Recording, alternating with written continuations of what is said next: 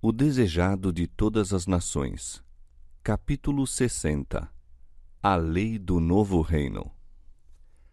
Aproximava-se o tempo da Páscoa e novamente se dirigiu Jesus para Jerusalém. Reinava em seu coração a paz de uma perfeita unidade com a vontade do Pai e com passo decidido avançava para o lugar do sacrifício. Dos discípulos, porém, apoderava-se um sentimento de mistério, de dúvida e temor. O Salvador ia adiante deles, e eles maravilhavam-se e seguiam-no atemorizados. Novamente chamou Cristo os 12 para junto de si e, mais positivamente que nunca, revelou-lhes sua entrega e seus sofrimentos. Eis, disse ele, que subimos a Jerusalém e se cumprirá no Filho do Homem tudo o que pelos profetas foi escrito, pois há de ser entregue às gentes e escarnecido, injuriado e cuspido. E havendo-o açoitado, o matarão, e ao terceiro dia ressuscitará. E eles nada disto entendiam, e esta palavra lhes era encoberta, não percebendo o que se lhes dizia. Não haviam eles, exatamente antes disso, proclamado por toda parte: o reino de Deus está às portas? Não asseverava o próprio Cristo que muitos se assentariam com Abraão e Isaque e Jacó no reino de Deus? Não prometera a todo aquele que houvesse abandonado tudo por amor dele 100 vezes mais nesta vida e parte no seu reino? E não dera aos 12 a promessa especial de posições de alta honra em seu reino, sentarem-se em tronos julgando as 12 tribos de Israel? Ainda agora dissera que haveriam de cumprir-se todas as coisas escritas nos profetas a seu respeito. E não tinham eles predito a glória do reino do Messias? Em face desses pensamentos, pareciam vagas e obscuras suas palavras acerca da traição, perseguição e morte. Fossem quais fossem as dificuldades que sobreviessem, acreditavam que o reino se haveria de estabelecer em breve. João, o filho de Zebedeu, fora um dos primeiros discípulos que haviam seguido a Jesus. Ele e seu irmão Tiago tinham feito parte do primeiro grupo que tudo deixara por seu serviço. Com prazer abandonaram o lar e os amigos para estar com ele. Com ele andaram e conversaram, estiveram com ele na intimidade da casa e nas assembleias públicas. Ele lhes aquietara os temores, libertara-os dos perigos, aliviara-lhes os sofrimentos, confortara-os nos dissabores e com paciência e bondade os instruíra até que seu coração parecia ligado ao dele e no ardor de seu afeto desejavam estar mais achegados a ele em seu reino. Em todas as oportunidades, João procurava lugar junto do Salvador e Tiago desejava ser honrado com uma ligação igualmente íntima com ele. Sua mãe era seguidora de Cristo e servia-o liberalmente com seus meios. Em seu amor e ambição maternos, cobiçava para eles o mais honroso lugar no novo reino. Animou-os, assim, a fazer o pedido. Mãe e filhos dirigiram-se juntos a Jesus, solicitando uma graça que seu coração decididamente anelava.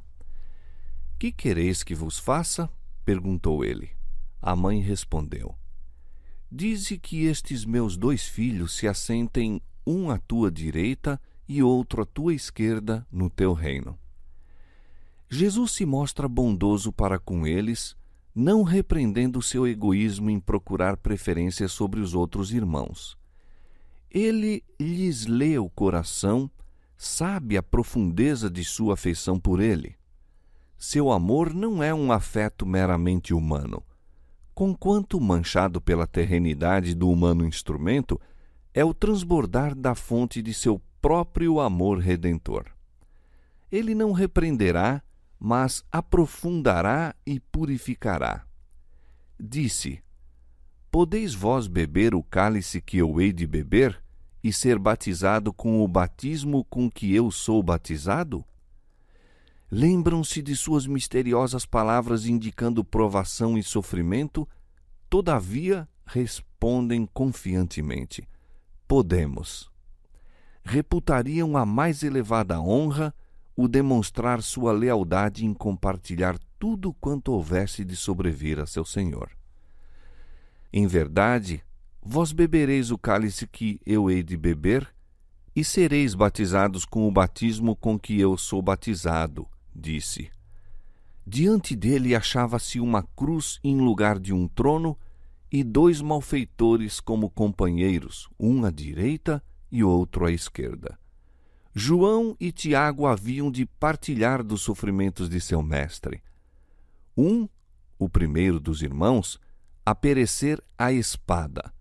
O outro, o que mais longamente havia de suportar a fadiga, o opróbrio e a perseguição. Mas o assentar-se à minha direita ou à minha esquerda, continuou: não me pertence dá-lo, mas é para aqueles para quem meu Pai o tem preparado. No reino de Deus, não se obtém posições por favoritismo. Não são alcançadas nem recebidas por uma concessão arbitrária. São o resultado do caráter. O trono e a coroa são os penhores de uma condição atingida. São os testemunhos da vitória sobre o próprio eu por meio de nosso Senhor Jesus Cristo. Muito posteriormente, quando o discípulo chegar à identificação com Cristo, através da participação dos seus sofrimentos, o Senhor revelou a João as condições de mais proximidade no seu reino.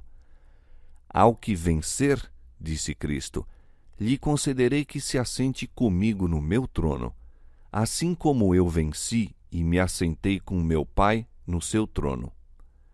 A quem vencer, eu farei coluna no templo do meu Deus, e escreverei sobre ele o meu nome. Assim escreveu o apóstolo Paulo: já estou sendo oferecido por aspersão de sacrifício, e o tempo de minha partida está próximo. Combati o bom combate, acabei a carreira, guardei a fé. Desde agora, a coroa da justiça me está guardada, a qual o Senhor, justo juiz, me dará naquele dia. Mais perto de Cristo estará aquele que, na terra, mais profundamente sorveu do espírito de seu abnegado amor, amor que não se ensoberbece, não busca os seus interesses, não se irrita, não suspeita mal, amor que move o discípulo, como fazia o Senhor, a dar tudo, a viver, trabalhar e sacrificar-se até a própria morte pela salvação da humanidade. Este espírito foi manifestado na vida de Paulo. Disse ele: para mim o viver é Cristo, pois sua vida revelava Cristo aos homens. E o morrer é ganho, ganho para Cristo. A própria morte tornaria patente o poder de sua graça e atrairia almas para ele. Cristo será engrandecido no meu corpo, disse ele, seja pela vida, seja pela morte. Filipenses capítulo 1, versos 21 e 20. Quando os 10 ouviram do pedido de Tiago e João, ficaram muito desgostosos. O mais elevado lugar no reino era exatamente o que cada um deles buscava para si mesmo, e zangaram-se porque os 2 discípulos lhes houvessem obtido aparente vantagem. Novamente o conflito acerca de quem deveria ser o maior estava a ponto de se renovar, quando Jesus, chamando-os para si, disse aos indignados discípulos: sabeis que os que julgam ser príncipes das gentes, delas se assenhoreiam, e os seus grandes usam de autoridade sobre elas. Mas entre vós não será assim. Nos reinos do mundo, a posição implicava em engrandecimento próprio. Supunha-se que o povo existia para benefício das classes dominantes. Influência, fortuna, educação eram outros tantos meios de empolgar as massas para proveito dos dirigentes. As classes mais altas deviam pensar, decidir, gozar e dominar. Às mais humildes, cumpria obedecer e servir. A religião, como tudo mais, era uma questão de autoridade. Do povo esperava-se que acreditasse e procedesse segundo a direção de seus superiores. O direito do homem como homem, pensar e agir por si mesmo, era inteiramente postergado. Cristo estava estabelecendo um reino sobre princípios diversos. Chamava os homens não à autoridade, mas ao serviço, os fortes a sofrer as fraquezas dos fracos.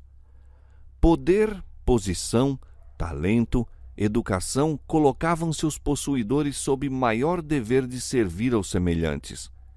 Ainda ao mais humilde dos discípulos de Cristo é dito: tudo isto é por amor de vós.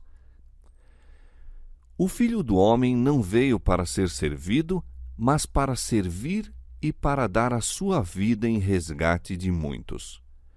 Entre seus discípulos, Cristo era em todos os sentidos aquele sobre quem repousavam os cuidados e responsabilidades. Partilhava da pobreza deles, exercia abnegação em seu benefício, ia adiante deles para lhes aplainar os mais ásperos caminhos e deveria consumar em breve sua obra terrestre, entregando a própria vida.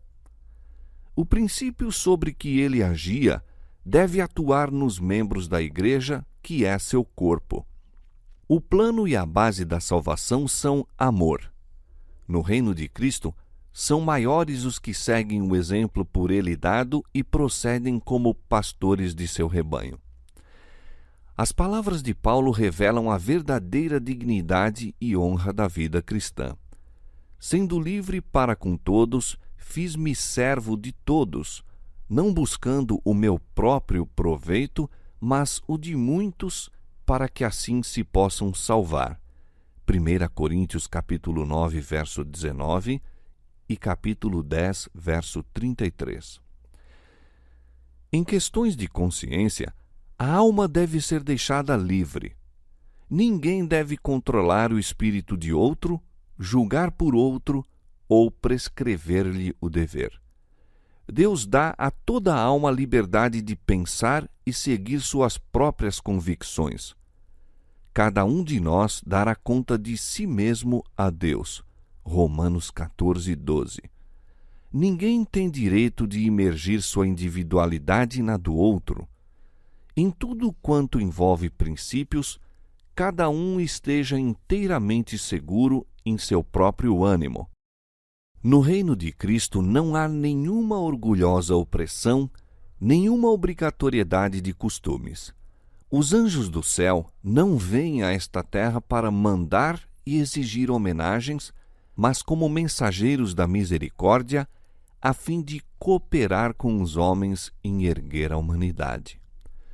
Os princípios e as próprias palavras do ensino do Salvador permaneceram, em sua divina beleza, na memória do discípulo amado.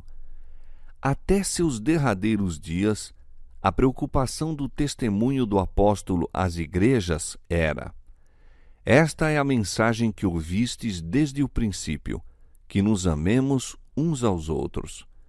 Conhecemos a caridade nisto, que ele deu a sua vida por nós, e nós devemos dar a vida pelos irmãos. 1 João, capítulo 3, versos 11 e 16. Era esse o espírito que dominava a igreja primitiva. Depois do derramamento do Espírito Santo, era um o coração e a alma dos que criam, e ninguém dizia que coisa alguma do que possuía era sua própria. Nem havia entre eles necessitado algum. E os apóstolos davam, com grande poder, testemunho da ressurreição do Senhor Jesus, e em todos eles havia abundante graça. Atos capítulo 4, versos 32, 34 e 33.